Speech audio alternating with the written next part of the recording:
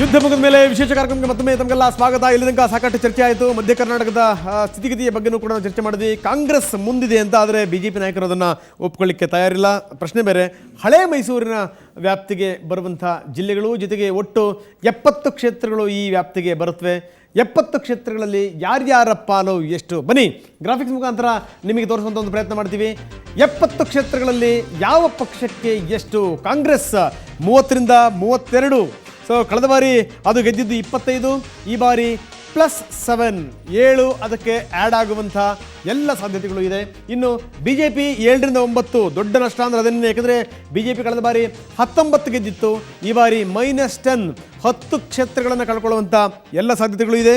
ಇನ್ನು JDS 28ರಿಂದ 30 ನಮ್ಮ ಸಮೀಕ್ಷೆ ಹೇಳುತ್ತೆ. ಕಳೆದ ಬಾರಿ 19 ಗೆದ್ದಿತ್ತು, ಅಂದರೆ ಬಿ ಜೆ ಪಿ ಮತ್ತು JDS ಎರಡೂ ಕೂಡ 19 ಕ್ಷೇತ್ರಗಳನ್ನು ಗೆದ್ದಿದ್ದು. ಈ ಬಾರಿ ಬಹುಶಃ ಏನು ಅಂತಂದರೆ ಅದರದ ಪ್ರಮಾಣ ಕಡಿಮೆ ಆಗುತ್ತೆ. ಯಾಕಂದರೆ 28ರಿಂದ 30ರಿಂದ ಸ್ವಲ್ಪ ಕಡಿಮೆ ಆಗಬಹುದು ಅನ್ನುವಂಥದ್ದು, ಅಂದರೆ -11 ತನಕ ಅದರ ಆಗಬಹುದು ಅನ್ನುವಂಥದ್ದು. ಇನ್ನು KJP ಗೆದ್ದರೆ 1 ಗೆಲ್ಲಬಹುದು, ಎಷ್ಟು ಗೆದ್ದರೂ ಕೂಡ KJPಗೆ ಲಾಭನೇ ಅನ್ನುವಂಥದ್ದು ಕೂಡ ತುಂಬ ಸ್ಪಷ್ಟ. ಹಾಗಾದರೆ 70 ಕ್ಷೇತ್ರಗಳಲ್ಲಿ ಕಾಂಗ್ರೆಸ್ 30ರಿಂದ 32, BJP 7ರಿಂದ 9, JDS 28ರಿಂದ 30, KJP 1 ಕ್ಷೇತ್ರ, ಇತರೆ ಪಕ್ಷೇತರರು 1ರಿಂದ 2 ಕ್ಷೇತ್ರಗಳಲ್ಲಿ ಗೆಲ್ಲಬಹುದು. ಇದಕ್ಕೆ ಕಾರಣವಾದಂಥ ಅಂಶಗಳು ಯಾವ್ಯಾವು ಅಂದರೆ BJPಯ ಕುಸಿತಕ್ಕೆ, JDS ಕುಸಿತಕ್ಕೆ ಮತ್ತು ಕಾಂಗ್ರೆಸ್ ಮೇಲೇಳಲಿಕ್ಕೆ ಕಾರಣ ಆಗಿರುವಂಥ ಅಂಶಗಳು ಯಾವುವು? ಬನ್ನಿ ನೋಡೋಣ. ಈಗ JDS ಭದ್ರಕೋಟೆಯಲ್ಲಿನ ಭಿನ್ನಮತದ ಲಾಭ ಕಾಂಗ್ರೆಸ್ಗೆ ಸಿಕ್ಕಿದ ಹಾಗಿದೆ ಅನ್ನುವಂಥದ್ದು ಬಹುಶಃ ಇದನ್ನು ಒಪ್ಕೋಬೇಕು. ಕೆಲವೊಂದು ಕಡೆಗೆ JDSನಲ್ಲಿ ಗೊಂದಲಗಳು ಕೂಡ ಸ್ಪಷ್ಟವಾಗಿ ಕಾಣ್ತಾ ಇರೋದನ್ನು ನೋಡ್ತಾ ಇದ್ದೀವಿ. ಇನ್ನು ತನ್ನ ನೆಲೆ ವಿಸ್ತರಿಸಿಕೊಳ್ಳಲಿಕ್ಕೆ BJPಗೆ ಈ ಬಾರಿನೂ ಕೂಡ ಸಾಧ್ಯ ಆಗಲಿಲ್ಲ. ಹಳೆ ಮೈಸೂರಿನ ಭಾಗದಲ್ಲಿ ಕಳೆದ ಬಾರಿ ಒಂದು ವೇವ್ ಇತ್ತು ಅಂಥೇಳಿ BJP ಗೆಲ್ತು ನಿಜ. ಆದರೆ ಮೈಸೂರಿನ ಭಾಗ ಅಂದರೆ ಬೆಂಗಳೂರಿನ ದಾಟದ ನಂತರದ ಭಾಗಗಳು ಯಾವ್ಯಾವಿದೆ ಅಲ್ಲೆಲ್ಲೂ ಕೂಡ BJP ಅಷ್ಟು ಭದ್ರವಾಗಿಲ್ಲ. ಕೆಲವೊಂದು ಕಡೆಗಂತೂ ಈ ಬಾರಿ ಖಾತೆ ತೆರೆಯುವಂಥದ್ದೇ ಅನುಮಾನಗಳಿದೆ ಅನ್ನುವಂಥದ್ದನ್ನು ಕೂಡ ನಾವು ಒಪ್ಕೋಬೇಕು. ನೆಕ್ಸ್ಟ್ ಪಾಯಿಂಟ್, ಒಕ್ಕಲಿಗ ಮತಗಳು ಕಾಂಗ್ರೆಸ್ JDS ಮಧ್ಯೆ ಹಂಚಿ ಹೋಗಲಿವೆ ಅನ್ನುವಂಥದ್ದು ಕೂಡ ನಿಜವೇ, ಹಂಚಿ ಹೋಗಿವೆ ಅನ್ನುವಂಥದ್ದು ಕೂಡ ನಿಜವೇ. ಅದು ಇನ್ನು ಕಾಂಗ್ರೆಸ್ನಲ್ಲಿನ ಭಿನ್ನಮತ ಕೂಡ ಇದಕ್ಕೆ ಹೊಡೆತ ಕೊಡಬಹುದು. ಬಹುಶಃ ಇದು ಯಾವ ಭಿನ್ನಮತ ಇರಲಿಲ್ಲ ಅಂದರೆ, ಉದಾಹರಣೆ ಹೇಳಬೇಕು ಅಂದರೆ ಮಂಡ್ಯದಲ್ಲಿ ಭಿನ್ನಮತ ಯಾವ ಪರಿ ನೀವು ನೋಡ್ತಾ ಇದ್ದೀರಿ, ತುಂಬ ಸ್ಪಷ್ಟವಾಗಿ ಕಾಣ್ತಾ ಇದೆ. ಕೊನೆಯ ತನಕ ಕೃಷ್ಣ ಕೂಡ ಅಲ್ಲಿ ಪ್ರಚಾರಕ್ಕೆ ಹೋಗ್ತಾರೆ ಅನ್ನೋದು ಕೂಡ ಡೌಟ್ ಇತ್ತು. ಆದರೆ ಕೊನೆಗೆ ಹೋದರು, ಅಪ್ಪಿತಪ್ಪಿ ಅಂಬರೀಷ್ ಅವರ ಹೆಸರು ಹೇಳಿದ್ರೆ ಕಾಂಗ್ರೆಸ್ಸಿಗೆ ಬೆಂಬಲಿಸಿ ಅಂತ ಮಾತ್ರ ಭಾಷಣ ಮಾಡಿದ್ರು. ಅದೆಲ್ಲದನ್ನು ಕೂಡ ನೋಡಿದ್ದಾರೆ. ಒಂದು ಪಕ್ಷ ಈ ಭಿನ್ನಮತವನ್ನು ಸರಿಯಾಗಿ ಏನಾದರೂ ನಿಭಾಯಿಸಿದರೆ ಕಾಂಗ್ರೆಸ್, ಅಲ್ಲಿ ತುಂಬ ಸ್ಪಷ್ಟವಾಗಿ ಕಾಂಗ್ರೆಸ್ಸಿನ ಸೀಟುಗಳು ಇನ್ನೂ ಕೂಡ ಮೇಲೆ ಕೇಳ್ತಿದ್ವು ಅನ್ನುವಂಥದ್ದು. ನೆಕ್ಸ್ಟ್ ಪಾಯಿಂಟ್,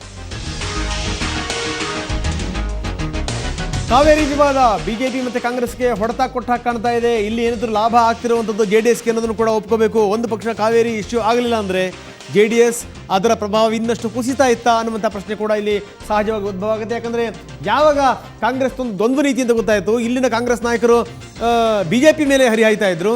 ಆದರೆ ಅಪ್ಪಿತಪ್ಪಿ ಕೇಂದ್ರದ ನಾಯಕರಿಗೆ ಹೇಳುವಂಥ ಪ್ರಯತ್ನವನ್ನು ಮಾಡಲಿಲ್ಲ.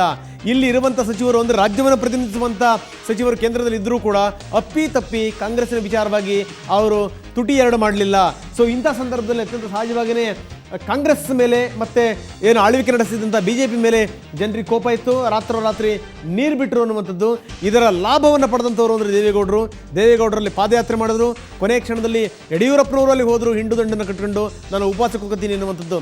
ಇದರ ಲಾಭವನ್ನು ಪಡೀಲಿಕ್ಕೆ KJP ಮತ್ತು JDS ಪ್ರಯತ್ನಪಟ್ಟು ಎಲ್ಲೋ ಒಂದು ಕಡೆಗೆ ಈ ಭಾಗದಲ್ಲಿ ಸಹಜವಾಗಿಯೇ ಒಂದು JDS ನಾಲೆ ಇರೋದ್ರಿಂದ JDSಗೆ ಇದರ ಲಾಭ ಆಗೋ ರೀತಿಯಲ್ಲಿ ಕಾಣ್ತಾ ಇದೆ. ಕಾಂಗ್ರೆಸ್ಗೆ ಮತ್ತು BJPಗೆ ಇಲ್ಲಿ ದೊಡ್ಡ ಹೊಡೆತ ಕಾವೇರಿಯಿಂದಾಗಿ. ಇನ್ನು ಅಭ್ಯರ್ಥಿಗಳ ಆಯ್ಕೆಯಲ್ಲಿ JDS ಎಡಿಬಿರೋದು ಕಂಡು ಬರ್ತಾ ಇದೆ. ನಿಜ, ಇದೆಲ್ಲ ಪಕ್ಷಗಳಲ್ಲೂ ಕೂಡ ಇದೆ, ಆದರೆ ಇದಕ್ಕೆ JDS ಕೂಡ ಹೊರತಾಗೇನೂ ಇಲ್ಲ. ನೆಕ್ಸ್ಟ್ ಪಾಯಿಂಟ್, ಕೊನೆ ಪಾಯಿಂಟನ್ನು ನಾವು ನೋಡ್ತಾ ಇದ್ದೀವಿ. KJP, BJP ಮತ್ತು JDSಗಳು ಎರಡರ ಮತಬುಟ್ಟಿಗೂ ಕೂಡ ಕೈ ಹಾಕಿದೆ. ಅಂದರೆ BJP ಮತ್ತು JDS ಎರಡೂ ಪಕ್ಷಗಳ ಮತಬುಟ್ಟಿಗೆ ಕೈ ಹಾಕಿದೆ ಅನ್ನುವಂಥದ್ದು. ಆದರೆ KJP ಅಷ್ಟು ದೊಡ್ಡ ಪ್ರಮಾಣದಲ್ಲಿ ಇಲ್ಲೇನು ತಳ ಊರುಬಿಡುತ್ತೆ ಅಂತಲ್ಲ, ಆದರೆ ಖಾತೆ ತೆರೆಯಬಹುದು, ಅದೃಷ್ಟ ಕುಲಾಯಿಸಿದ್ದಾರೆ ಅನ್ನುವಂಥದ್ದು. ಸಿದ್ದರಾಮಯ್ಯ ಅಧಿಕೃತ CM ಅಭ್ಯರ್ಥಿಯಾಗಿದ್ದರೆ ಇನ್ನೂ ಹೆಚ್ಚು ಸೀಟ್ ಗೆಲ್ಲಬಹುದಿತ್ತು ಅನ್ನೋದು ಕೂಡ ಇಲ್ಲಿ ಕೇಳಿಬರ್ತಿರುವಂಥ ಸಂಗತಿ. ಯಾಕಂದರೆ ನಾವು ಕೂಡ ಸಮೀಕ್ಷೆ ಮಾಡಿದ್ವಿ.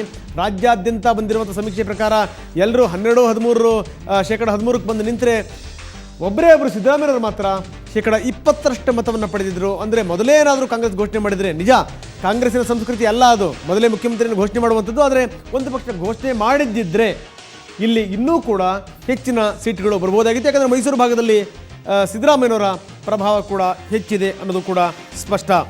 ಬರೀ ಇದ್ರ ಬಗ್ಗೆ ನಾಯಕರು ಏನು ಹೇಳ್ತಾರೆ, ನಮ್ಮ ಜೊತೆಗೆ ನಾಯಕರುಗಳಿದ್ದಾರೆ, ಎಲ್ಲ ಪಕ್ಷವನ್ನು ಪ್ರತಿನಿಧಿಸುವಂಥವರು, ಅವರ ಅನಿಸಿಕೆ ಅಭಿಪ್ರಾಯಗಳೇನು ಕೇಳೋಣ, ಅದರ ವಿವರಗಳೇನು ನೋಡೋಣ. ಅದಕ್ಕಿಂತ ಒಂದು ಪುಟ್ಟ ವಿರಾಮ ತಗೊಳ್ಳೋಣ.